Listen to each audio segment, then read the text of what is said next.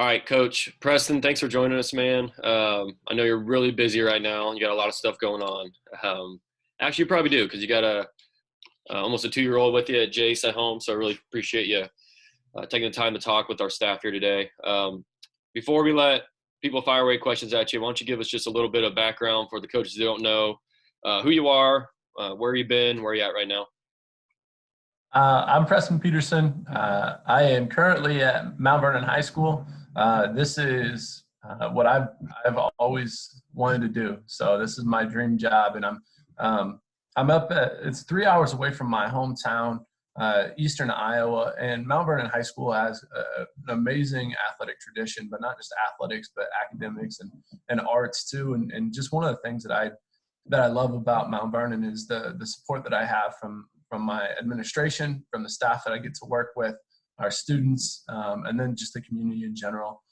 So Mount Vernon's where I'm at. I've been here. This is my fourth year. So this is the first time I got to go all the way freshman through seniors, and it's been a blast. It's kind of crazy how fast all that stuff goes, and that's what people tell you. But man, it's pretty cool. And then before that, I was at Northwest Missouri State. That's where I met Gage, one of my best friends, and I tell you, the Northwest Missouri State experience changed my life. There was a number of coaches that impacted me. One of them was Joe Quinlan. Joe Quinlan is my mentor. He's one of my best friends also, and he does a great job of building a culture. So there's so much I learned from him. And at the same time, when I was there, Nick Markowski was a graduate assistant when I played. I had a lot of respect for him. And then Jake Niederman, he was a GA when I played, and then also I got to GA 1 year with him, and just another lifelong friendship that I'm going to have with Jake, and just it's crazy when you can unite people for a common goal and work together. So I'm very, very appreciative of that time, and I know you guys, even doing the Zoom call with each other, just building relationships, working towards a common goal. It's a lot of fun. And then I'm from Central Decatur High School. It's Leon, Iowa, South Central Iowa. Just a little background there. It's one of the poorest counties in Iowa. The free and reduced lunch is about 70%.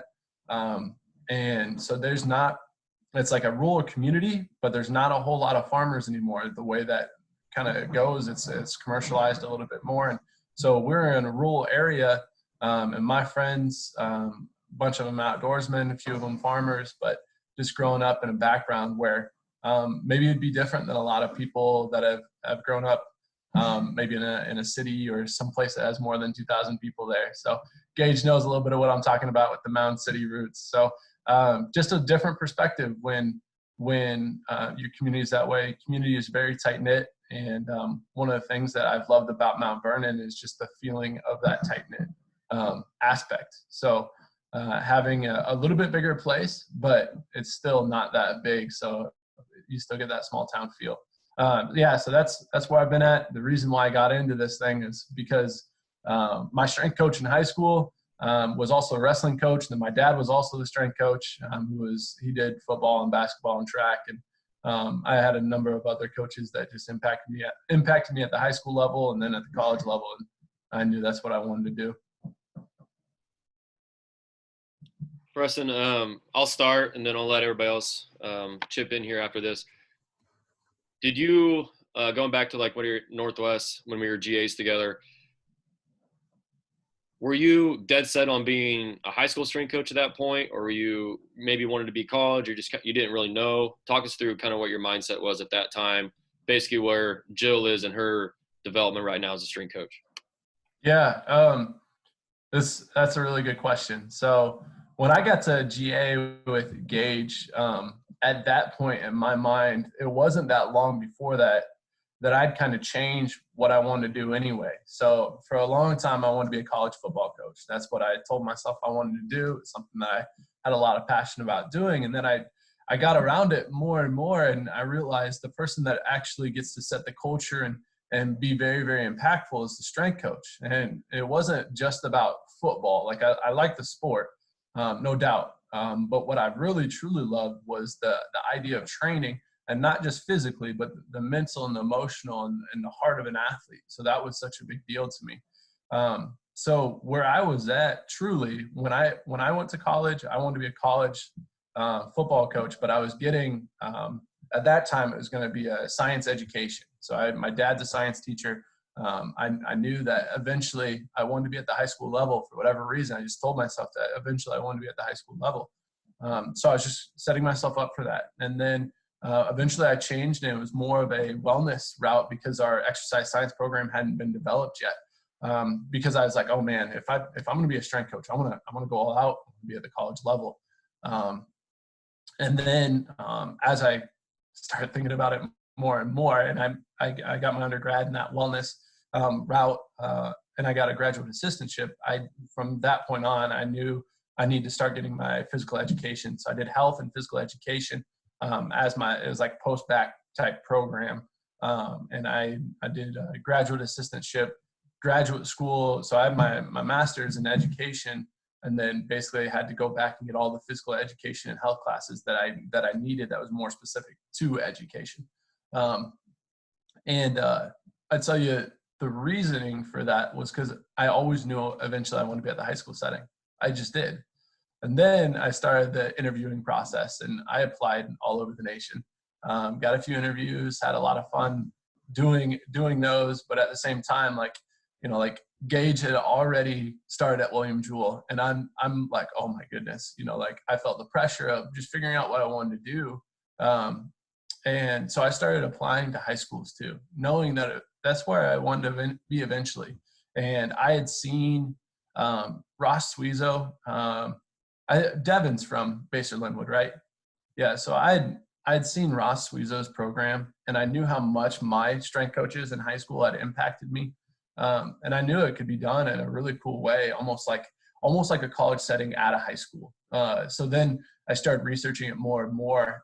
That my last spring, basically, and Gary Schofield was one of the prominent strength coaches at the time that had stuff on YouTube anyway, and the NSCA, and then Kevin Vanderbush. Then there was a couple more that just had some videos out there. Coach from Battleground Academy in Tennessee. His name was Fred Eves. And those guys just kind of showed me that this could be done at a high level at a high school too. So then I started applying that way and was lucky enough to get the position at Mount Vernon.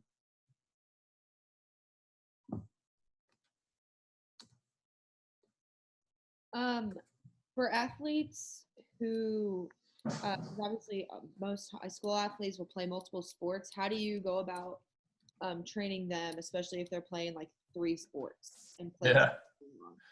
Yeah. So I told you Mount Vernon's a smaller community, and some people, the way that I look at this is we're 2A in football, and then we're 3A in about everything else, depending on how things shuffle out with beds counts. That could change a little bit, fluctuate each year, but for Iowa, the classification goes up to 4A. So I've got about 100 to 115, 20 in a class most of the time, somewhere around in there.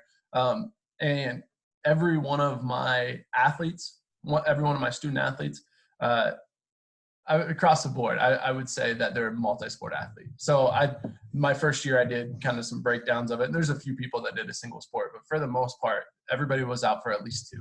So if you're going to compete, you're going to be on at least a couple of teams, which was awesome. First of all, I think the high school experience is totally being involved in a ton of things. So maybe you're a basketball player and you really want to be elite at basketball, but you still go out for baseball or maybe track, whatever it is, just because you want to be with your friends and all that type of stuff. I totally think that's awesome. So it's kind of the thing at Mount Vernon. It's all stings, all sports, all in is kind of the mindset that we do for Mustang Strength and Speed. And I've got a lot of support from all my coaches. Actually, that's some of the things that I'm blessed about the most. I said, I have the support of my staff, and I truly say that every one of our sport coaches is behind athletic development. And it's not just athletic development, but personal development. And they see that if we can rise one ship, we're going to make all the ships rise. So let's say it's our volleyball team won the state championship this year, and our volleyball athletes are extremely, extremely good at what they do. And a ton of them participate in other sports too. And my volleyball coach, she's the number one proponent of them doing another sport. And she's been a longtime track coach also. So she understands it. She gets it. She was a very active person. So like the question at Mount Vernon is not, is this something that we wanted with Mustang strength and speed, but how does it get implemented? And that's a little bit more of your question. So I started thinking about this, and it was maybe my biggest question I had, talking to Gage, talking to Joe Quinlan, talking to Jake Niederman. They probably all remember my first, 3 or 4 months that I was there. I was swimming. I was calling one of those guys at least once a day. Okay, just calling over and over and over and just talking through how they would do this, because it's different than the college level, right? Sometimes you might have a football player that runs track, or sometimes you look at maybe like cross country athlete that has to get ready for the cross country season, then the indoor and then the outdoor, right? And you're like, okay, how are we going to progress these athletes? But for the most part, it's just different. The way that you do it, sometimes there's not a true off season, especially in Iowa where baseball is in the summer. And softball, sorry. And what I want to make sure everybody understands though, is if we just do like maintenance workouts all the way from when they're a freshman to when they're a senior, have we truly maximized their potential? And I would say no. So then I started to look at how can we give them the minimum effective dose, right? And you guys have probably heard that, but it's the idea when you go into the doctor's office, they're not going to prescribe you something that would be too much, right? So if you need 10 milligrams of something, they're not going to prescribe 100 milligrams. It just doesn't make sense. They're only going to give you the minimum effective dose. And that was what I was going to try to do, was give them small dosing, this micro dosing over time, and say, if we're consistent, we're going to get better. And if we can be consistent over the 4-year period, what you're really going to see is athletes that can maximize their potential as athletes, but I believe as a person and as a teammate too, because they've been committed to something for a long term. And it wasn't just their sport. It was, their sport, like their main thing, but the other ones too. And that's one of the things that I've heard. And I know there's a lot of people that do this a different way, right? There's some people that will have the athletes declare what their main sport is a little bit. I don't want to do that. I never want to put an athlete in that situation. I want them, we've got a number of athletes, if they're in volleyball season, then volleyball is their thing. And then basketball season rolls around, and then basketball is their thing, and then so on and so forth. So I never want to push it, say, hey, you got to declare what your sport is, and then we'll treat all the other ones like they're second class. It's not how we do it here.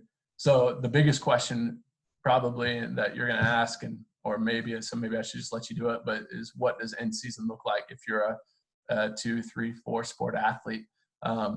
That's a really good question. And the way that we go about that is we have to manage stress and make sure that they understand that if we're consistent, soreness isn't going to be a problem. I will help out with the volume and the intensity, and the system that we use and the way that I think about it, it really works for us. I want to piggyback off that real quick. The consistent minimum effective dose is not the norm, right? And I think it's really hard, at least in the college setting, to get athletes bought into that a little bit, because they think more is better. Mm-hmm. More is better. If it's supposed to be 8 reps, I'm going to do 47, because if it's the grind, right? I'm working harder than everybody else. And that there's a point to that. There's no doubt there's value there. But as athletes, you said too, we got to manage their stress as well. And I think where strength conditioning is going with a lot of athletes, with a lot of coaches, is this being consistent, number one, and have this minimum effective dose approach. Instead of, a lot of our athletes think if they don't leave the weight room just gassed every day, then that wasn't a good lift, and it was a waste of time and the workout suck, or whatever it is. Mm-hmm. Have you had any pushback on that? You're dealing with a different population. But what's maybe just some conversations you have with athletes on getting them to buy into that basically anti-Instagram culture of more performance development and not just trying to blow you up every day? Yeah. Let me think how I want to answer this, because I've been brainstorming some ideas of how I want to get this done. Thinking about starting a Twitter campaign a little bit, but so Craig Edwards, I think he's New Hampshire, somewhere around there. He's kind of a Michael Boyle follower a little bit. Not a follower, just he reciprocates a lot of the same ideas. And one of the things that he said, it was actually 3 hours ago today, he said training should energize all aspects of your life. If it shouldn't leave you beat down, beat up, and feel like crap. Okay. So I took that, and this is what I said. And the only reason I'm reading off of this is because I want to make sure that I have my thoughts out there the way that I want to get it out there. This is one of the biggest mindset shifts for me. Many coaches and athletes think that they have to get their butt kicked, be drenched, or be sore to have a great workout. This is just not the case. So should we get out of our comfort zones? You bet. We have to if we want to change, right? Like the SAID principle, specific adaptation to imposed demand, that demand has to be enough for us to actually get a change, right? If that's a hormonal response, it has to be a hormonal response for us to develop the change. So if we're not doing something that's going to get that response, then it's not worth it. But there's also a couple other things that we're training. It's not just a hormone response, but the central nervous system and being able to get muscular coordination.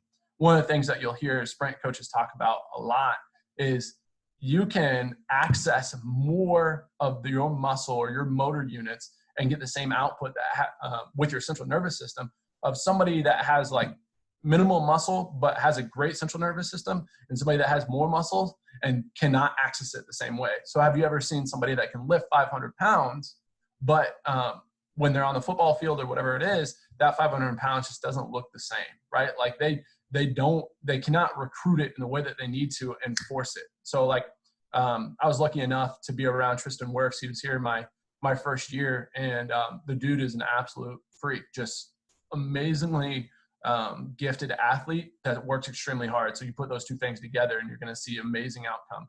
And Tristan can move an amazing amount of weight, and he can do it explosively, and he can have that transfer over to the football field. But there's also those athletes that he had some really strong classmates in the class behind him. There's a couple of people that could lift an extreme amount of weight, but they just weren't to his power level yet. They weren't able to access that as well. So we have to be able to think about what does that look like to get the imposed demand that we want. So that started me down the path of, like there's a lot of different ways that we can do this, but like triphasic training and velocity-based training and just some of the things that we can measure and show athletes that they are pushing the demand that we want or the adaptation we want because of the demand that we're trying to place it. So instead of being more of a strength exercise, maybe it should be more of a speed or whatever the scenario is, right? So for me, I was like, okay, we have to get out of the comfort zone. What does that look like? How can we do that? And that's where like push bands or, if we're lucky enough to have $2,000 a piece for Tendo units, then we'd do something like that. But the idea continues on is, should we ruin tomorrow's workout for the sake of today? And that's something that every strength coach has to wrestle with because we're stress managers, right? So if we're the primary stressor when we're in the weight room, if we don't manage that stress well enough, we're going to ruin the tomorrow. And now we can't get all the gains that we wanted from the next day. So it seems pretty short-sighted if we're trying to build our athletes up rather than hope they get enough recovery to function the next day.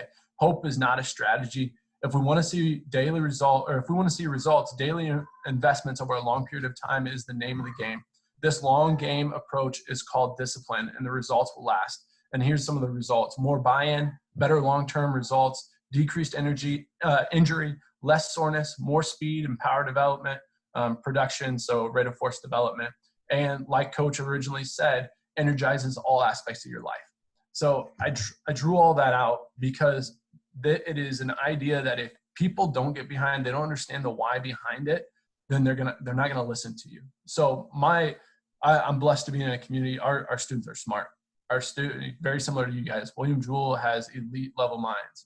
At Mount Vernon High School, our ACT ranks the highest in the state a lot of the time. And one of the things that I see with my students is they want to know the why, and they want to know that I put in the time to really research this and to really know what I'm talking about and be passionate about it and believe it. Because if I believe it and I can show that I think it works and the reasons why, then a lot of times they're like, yeah, Coach, I got you. We can do this. I understand, and we're going to attack it. So that there's a relationship piece to that, but there's a why piece to that also.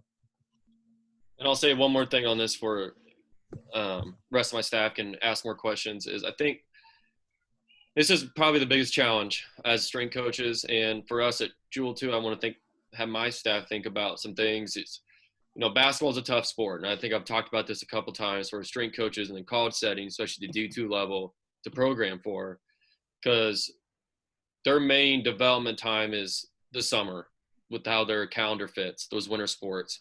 And we don't see them in the summer. We can't make them stay. We can't. So they're home. So they show up in August, and it's just we got about 6 weeks before they're basically in season until March is basically how they're fit. So the natural tendency is to just flood them with this volume in those 6 weeks, not only from a strength conditioning perspective, but also from they're playing pickup 7 hours a day, seems like. They're shooting. They got individual periods, group periods. It's just this flood of stuff on them. And then guess what? Someone blows an ACL about September, October, once this chronic workload, they can't out recover it, is what we've seen happen all this thinking time, and it drives me nuts. So what we're starting to do a little bit, and we did last fall, is to start tailoring that volume back in that period. And it goes against the culture of preseason is going to be really hard. And it is hard at times, and it is for sure, but it's done hopefully in a responsible way. That's a really challenging thing as a strength coach, is to figure out what that balance is to where it's difficult. You're getting that demand pressed on, but at the same time, you're doing it in a way to allow them to recover for it as well. So just something for my staff to think about too. I wanted just to kind of wrap up that piece of it, of what Preston said was awesome there. So, all right, someone else hop in with a question for Coach. Hey, Coach, what are some things that you think you took away early in your coaching career that have really shaped the way you coach just as you've progressed throughout your career? People are important. People are the most important. How we treat other people is a direct reflection of our character. And if I learned anything from working with Jake and Gage and Joe Quinlan at Northwest Missouri State, it was that people matter so much. And if you can get people on board, not because you're trying to sell them something, but because you're trying to build trust, then everything will fall into place. Training can be done so many different ways. I think most people that care about people are going to take the time to learn and to progress and to change and to be the best that it can be. But if you don't value others first, if you are selfless rather than selfish, I think you're going to be on the right path. I truly believe it comes down to that. And so that would probably be the biggest takeaway in my early time. And then the second takeaway that I'd have from when I started out being a coach is I didn't feel like I knew a ton then, but I felt like I was everything that I would implement, I would have a reason for. Okay. I still do not feel like I know a ton right now, right? I'm learning every day and I want to learn every day. But whatever I do use, I still have a reason for. So I had brought up a little bit of velocity-based training or triphasic or that type of stuff. We started to do a little bit more of an emphasis on single leg training. We still bilateral different things, but we made it more of an emphasis in our program. It took me a long time for me to pull the trigger. I just make sure I train myself that way first. I'm always at least one cycle ahead of our student athletes, so I get 4 weeks training on their workout prior to them doing it, so I know exactly how it feels. And I know I'll recover slower than they do just because of biological age. But at the same time, I know what the stress feels like, what the demand is. So those takeaways from just doing it myself and being really slow to implement has really helped me out. Okay, I have a question. Mm-hmm. So for your athletes that have committed and know they're going to play at the next level, do you do anything different for their training to prepare them and equip them for the demand that college strength and conditioning is going to give them, or do you just keep doing the same things that you're already doing? Good question. That is really good.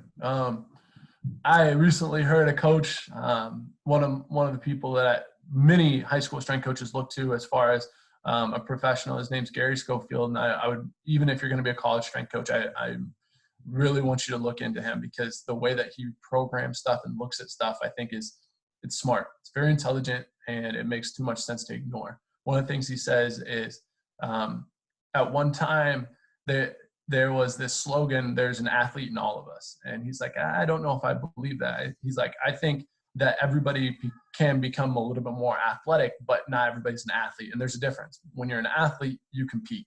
Okay. He's like, my wife, she can go, he said Kroger, which I think is a grocery store.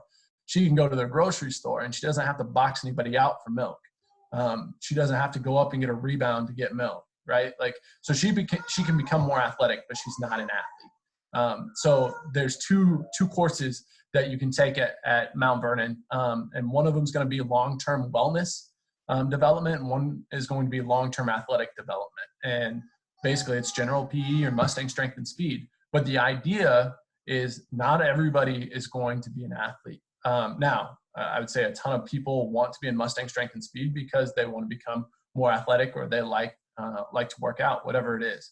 Now, as soon as somebody knows that they want to go to the next level, I'll do everything in my power to help them out with whatever they think they need to work on more, right? So I've got athletes that they want to do the extra, right? So Gage is like, how do you get people on board to do the minimum effective dose, right? Well, the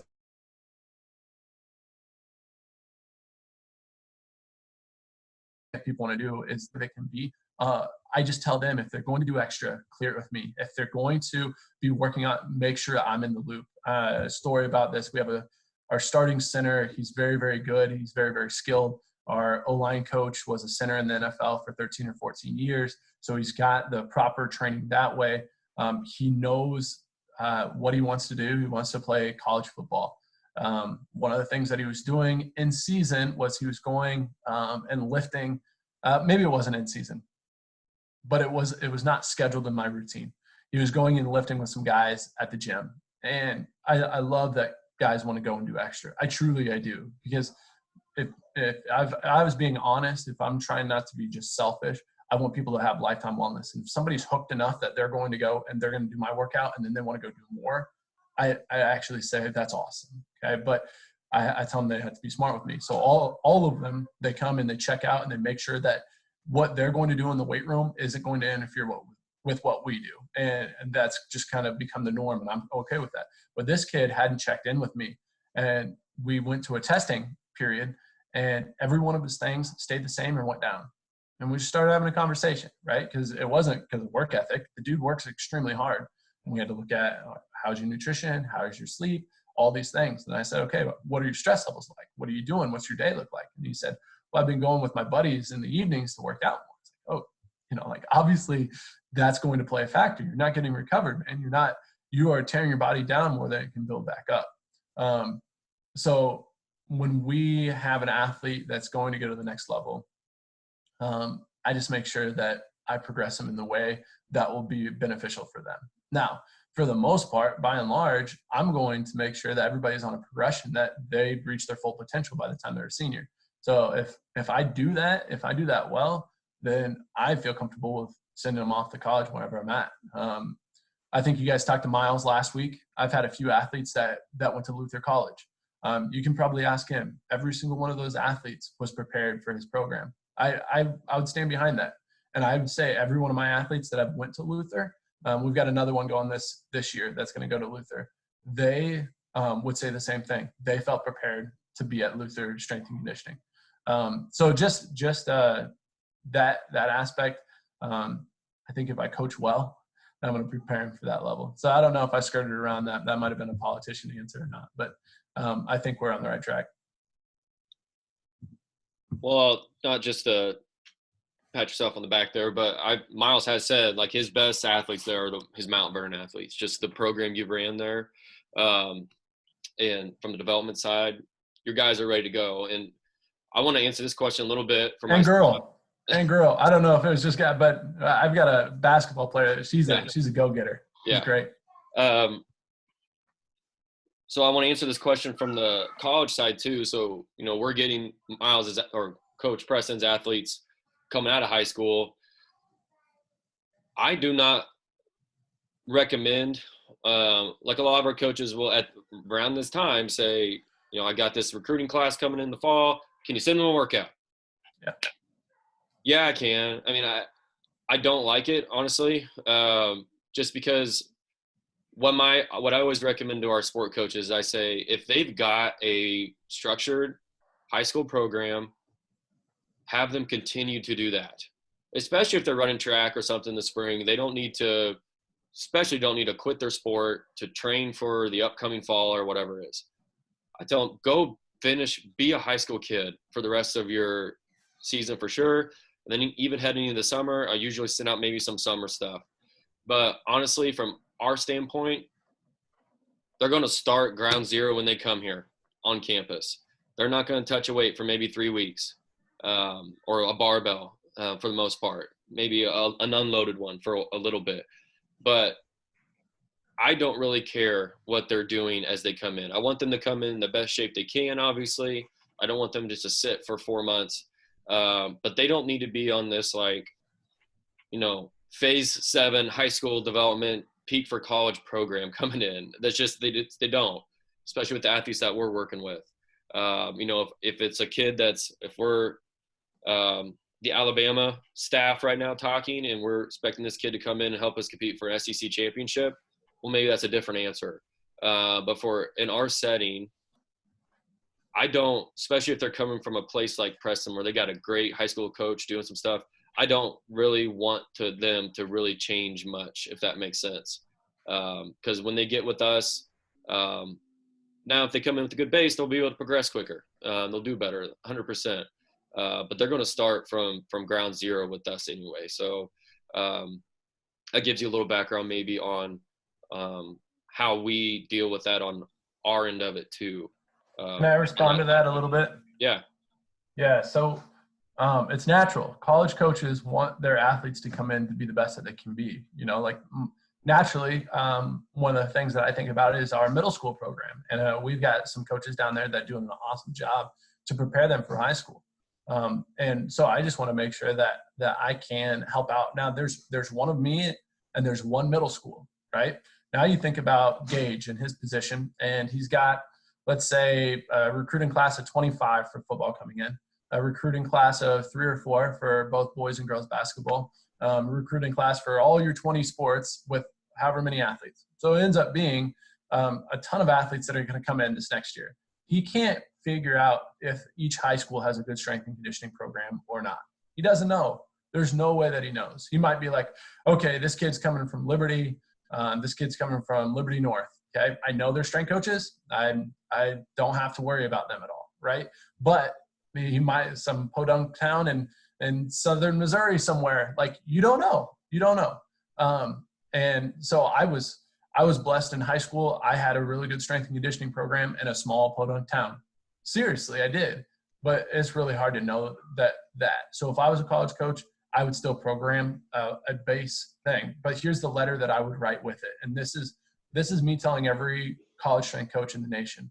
I would write a letter to the athlete that says, if you feel like your strength coach has prepared you well to this point, continue to do their program. Sincerely, whoever it is. Okay. The reason why I think that is because if we try to, I've got a weight room full of 30 athletes and I'm trying to coach all of them. And then I'm trying to implement this one singular, I can help out with their program. I really can. This one singular deal.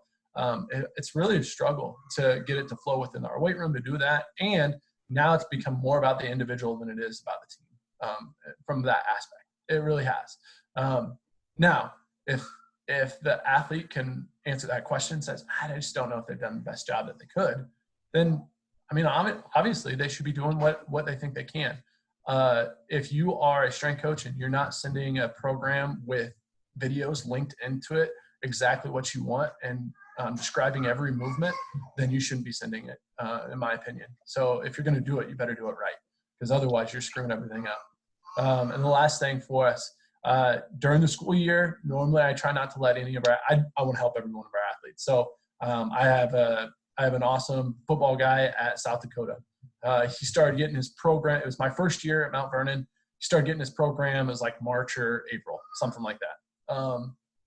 And he started doing it. And then the more and more, and I was fine with it. I mean, like, dude works extremely hard. He's still in the weight room. He would check in with me. It was awesome. Okay. But at the same time, it just wasn't the way that I wanted to go in the future.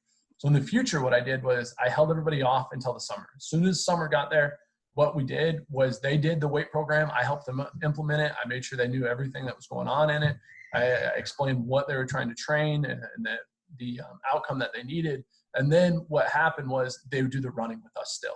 So they had the team aspect of doing – so even if Gage had prescribed a certain running program, I said, this is the way that I'm going to step on your strength coach's toes a little bit here. And if there's certain tests that you have at the end of the summer, I will make sure that you're prepared for that. But you're just going to run with us and you'll do their lifting program.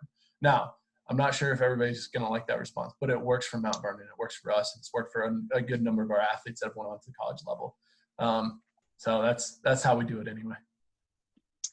I just want to hear your opinion on this, but obviously, like year by year, injury rates are going to vary. Do you think that injuries are less likely, though, at the high school level because there are so many multi-sport athletes? Or just like, what is your opinion on that topic? That's a really good question.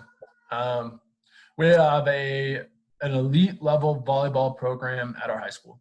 Won the state championship this year, made it to the quarterfinals. I think the last couple of years have just an amazing program basically since the early 2000s. Volleyball girls got done, right at the beginning of November or something like that. And then they started their club season right in December. And then they've been going club. Basically, it would be right now, if we didn't have this virus stuff going on, what would be happening right now is I think they would have regionals and nationals and stuff coming up. So now, if you really think about it, they've gone from August all the way to March into April where they've done volleyball. That sounds very similar to like college, right? And then what they're going to do is they'll get maybe a couple months off and then they're right into summer again where they're doing open gyms. They're working with me and they're getting prepared for another upcoming high school season. So is every situation the same with these multi-sport athletes at Mount Vernon? Yeah, they're still doing some other stuff, but their thing is volleyball. So am I decreasing injuries or are they decreasing injury just by doing other things? Well, there's a lot of stress on high school athletes, especially at Mount Vernon where the standard is excellence. If we're not excellent at it, people are going to be involved with it and the programs are excellent, so they're going to do it. But I'm telling you, the top tier of our students that are going to be like the starters or the people that are getting the majority of the time, those programs, they work specifically for those things. So injury rates, I think would probably the biggest thing that we can do to help out with injury rate is within the weight room. And the reason why I say that is because every high school athlete probably has about 3 things that they need to develop as far as musculoskeletal. Okay, so first thing would be posterior chain. I would say if you can develop a more robust posterior chain, then you're going to not only enhance athleticism, but decrease injury.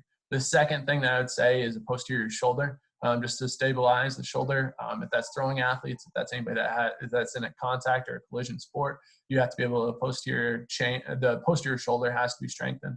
And then the last one would be just like core development. And that could be, that could even just be like, I'd include the hips in that too. So if that's strengthening of the hips, internal, external rotation, any basically like that, to mobilize that area so that we can be the best that we can be and get the energy transfer that we need from upper to lower, lower to upper, whatever it is, we have to do that. And how you go about that is a discussion in itself. But if we do those things, I think and then doing jump training and sprinting at high intensities, then I believe that we're going to get closer to reducing injury. But I'm telling you what, all right, I could just draw out like one of our athletes, one of their schedules for the week, but it is insane, absolutely insane, everything that they're involved in. If we think just because they're doing another sport that's going to make them less likely to injure, I don't know if I buy that. And I know that's going to be controversial. All these people that say multi-sport is better for injury reduction, it's like, they're still doing everything else on top of that. It's not because they're doing basketball, they're not doing volleyball. That's not the way it works. It's they're doing volleyball and they're doing basketball at the same time. Does that make sense? At least in Mount Vernon.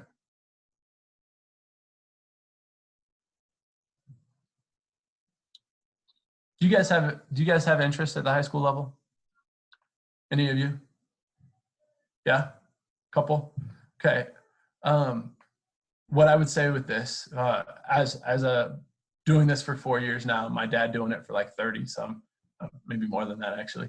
The biggest thing that is a takeaway from me is my first couple years, I didn't know if I related as well with that age group. I didn't. Now I cannot see myself at another age level. I could be at the college again. I feel like I could do a good job there. But the way that I can, like when they walk in as a freshman, very similar like when you guys have athletes walking in as a freshman, they are unsure. They don't know what's going on. It's all new, that type of stuff. But do that with puberty going on, right? And then sophomore year, you start to see who they are kind of as a person. They start to have a personality because they're not so scared to be around you and everything. By the time they're a junior, those are the kids that you just want to see every single day because they're awesome. By the time they're senior, not to make it a sob story, but you're like, oh crap, it's the last year that I get to be around these people. You know what I mean? And that's something I didn't realize was going to be such a big deal. And the last couple of years, it has been a big deal.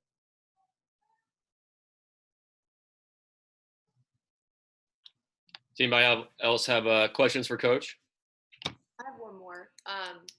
So like in high school and college, you have kids that are obviously like different ages, but I feel like the age gap in college, it's the same, but like the training age is more close knit, if that makes sense. Like Yep. high school, you have 14-year-olds who are, like you said, like going through puberty, and then like 18-year-olds who some are like grown adults. How do you like decipher those training programs, or maybe there is a freshman that comes in a little bit more advanced? Like how do you make sure that you're training them with the right program? That makes sense. Right. Good question. First of all, we split up freshmen and sophomores. By and large, there's always outliers, right? There's the 14-year-old that has a beard and then can grow it better than me, and there's a senior that still hasn't hit puberty. Seriously, that just happens, right? But we're going to train to the majority as far as like grouping. We'll get it to that, and after that, I'm never going to progress somebody faster than they should be, and I'm never afraid to regress somebody if they're not where they should be. If that makes sense. Now, the way that I do that in a structured way is just to make sure that we all understand what the outcomes are. So there's athletic movements and then there's athletic patterns, movement patterns. Okay, so like athletic movements would be running, sprinting. There's a difference. Jumping, hopping, leaping, skipping, twisting, rotating would be probably the word for that. Manipulation, locomotion of all sorts, right? Like basically what you learn in physical education. That is athletic movement. And then there's movement patterns where we're really good at that as strength coaches, right? Push, pull, hinge, squat, those type of things. Stabilize, whatever you want to call it. Like those are the things that now we understand that our athletes need to do all of those things to be the best that they can be. I think some strength coaches, they do a great job of the push, pull, squat, hinge, stabilize. I think they do an awesome job of that. And I think they really suck at the other parts. And I think if you really want to be good, you have to make sure that you're doing the plyometrics, you're doing the speed, you're doing the true agility, and then some of the change of direction stuff. If you're not doing those things, you're going to shortchange your athletes. So it's once you get into a system, it's really easy to see who needs what when. And the best way you can do that is to have a regression and a progression for everything that you do. So if you're going to have a box jump in your program, you better know how to regress it to the lowest level that you can, absolutely lowest level, and progress it to the absolute highest level in everything. So I never think of my program as singular exercises. It's always movements, movement patterns, and how to regress and progress completely all the way up and down the thing, if that makes sense. And that was something that was different for me. I didn't start doing that until I was at high school. I've showed Gage a little bit how I do that and how I structure that.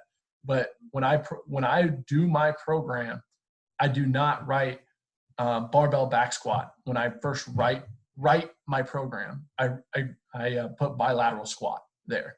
Okay, and now I can regress or progress all the way up and down that ladder, whatever that is. So now when I ask coaches, what do you think your favorite exercises are? I ask more for regressions and progressions. So I'll talk to Jake Niederman, who has an extensive Olympic lifting background, and I ask him, okay, tell me how you would progress an athlete from a freshman to a senior with a hang clean or to a full clean or to whatever that Olympic variation is. And he would talk me through that. Our last conversations that I've had with him have been more like loaded jumps. He started to shift to that a little bit more, but how would we progress or regress a loaded jump? So if you can see that, you can be a good coach. It's kind of like I've got a 2-year-old or going to be a 2-year-old this summer. And it's obvious that he doesn't need a 10-foot hoop. He doesn't need a 10-foot hoop. He went to Gage's last week or a couple weeks ago before all this coronavirus stuff went down. And there was a little bit taller hoop at Gage's house because Macklin, I think I can see it in the back in Gage's basement there. Okay. Macklin's hoop is a little bit taller than Jace's. Macklin's a little bit older. It just makes sense, right? Okay. He's a little bit more developed. So the biggest thing that I can do is I can give my athlete the right size hoop.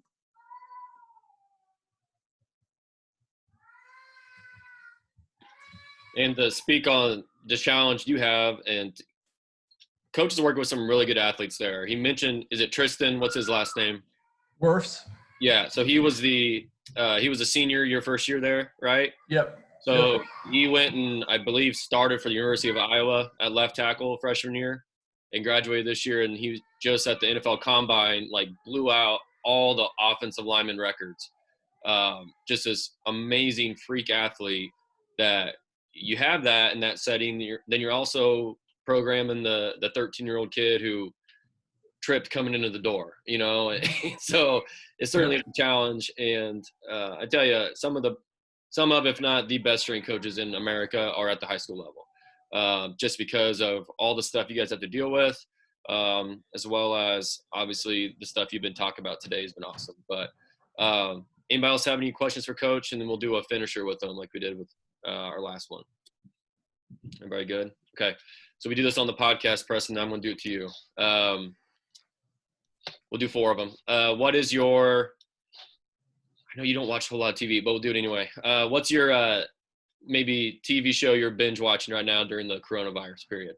There we go. We actually started one. My wife and I started one. It's called Designated Survivor. It's on Netflix. I hadn't heard of it before. I hadn't seen it anywhere. Nobody's talked about it. So maybe it's not good, but we really enjoy it. It's been a lot of fun kind of seeing how this guy steps up. He's the designated survivor in a really bad situation, how he steps up and leads the country. Cool. What is your favorite book you've ever read? Doesn't necessarily have to be strength conditioning. Favorite book, and this one I'm going to give 2 because the first one's the Bible, okay? And then my second book that changed my life was Extreme Ownership. You guys probably know that Gage is a Jocko nut. I think there's times within people's lives where they get an idea that fundamentally changes who they are, how they think. And I think a lot of times those ideas are the simplest ones, but they're not the easiest, right?